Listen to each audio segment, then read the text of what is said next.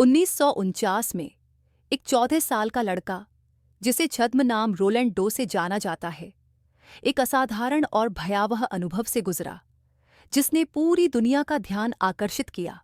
ये घटना अमेरिका के मरीनलैंड में हुई थी, जहां इस लड़के के परिवार ने कई अजीब और खौफनाक घटनाओं का सामना किया।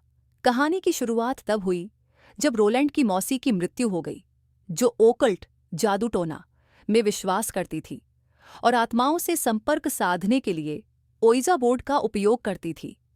रोलैंड अपनी मौसी के बहुत करीब था और उसकी मृत्यु के बाद उसने आत्माओं के साथ संवाद करने के लिए ओइजा बोर्ड का उपयोग करने की कोशिश की। कुछ समय बाद अजीब घटनाएं उसके घर में शुरू हो गईं। रोलैंड के घर का सामान अपने आप हिलने लगा, फर्नीचर जगह बदलने लगा और अजीब आवाजें सुनाई देने लगी। सबसे डरावनी बात यह थी कि रोलैंड के शरीर पर गहरे खरोंच और निशान उभरने लगे, जो किसी प्राकृतिक कारण से नहीं थे। उसके माता-पिता ने पहले मेडिकल डॉक्टर और मानसिक रोग विशेषज्ञों से संपर्क किया, लेकिन सभी ने इसे एक मानसिक समस्या कहकर टाल दिया। जब कोई सुधार नहीं हुआ, तो रोलैंड के परिवार ने कैथोलिक चर्च की मदद मांगी।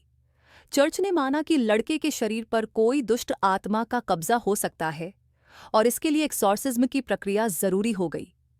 रोलैंड को चर्च के फादर विलियम बॉर्डन के पास ले जाया गया, जिन्होंने एक्सॉर्सिज्म शुरू किया।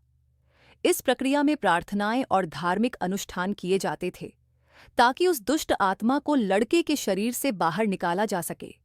जैसे जैसे यह अनुष्ठान आगे बढ़ा, वैसे वैसे रोलैंड के व्यवहार में भयानक बदलाव देखे गए। वह अजीब आवाज़ों में बात करने लगा, ऐसी भाषाएं बोलने लगा जिन्हें उसने कभी सीखा नहीं था।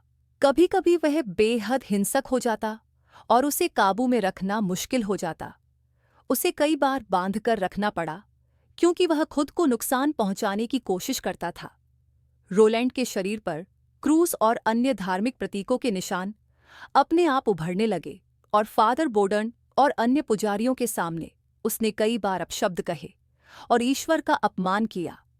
ये भी कहा जाता है कि रोलैंड में इतनी ताकत आ गई थी कि वह कमरे में मौजूद फर्नीचर को हिला देता था और उसके आसपास अजीब घटनाएं घटने लगी थीं। इस प्रक्रिया ने कई हफ्तों का समय लिया।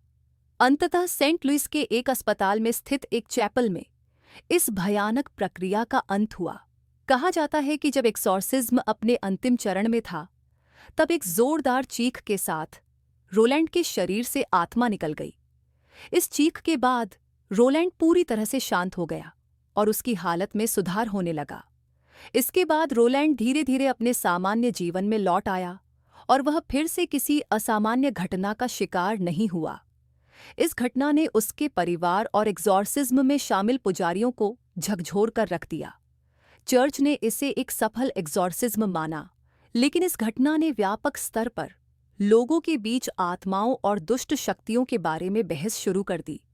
रोलैंड डो की इस कहानी ने बाद में कई किताबों और फिल्मों को प्रेरित किया। फिल्म द एक्सॉर्सिस्ट है, जो इस घटना पर आधारित थी। इस फिल्म ने दर्शकों को भयभीत कर दिया और आज भी इसे हॉरर फिल्मों के इतिहास में एक महत्वपूर्ण स्थान दिया जाता है। रोलैंड की पहचान आज भी गोपनीय रखी गई है और वह एक सामान्य व्यक्ति के रूप में अपना जीवन व्यतीत कर रहा है। लेकिन इस घटना ने एक्सॉर्सिज्म और आत्मा से जुड़े मामलों को हमेशा के लिए रहस्यपूर्ण बना दिया।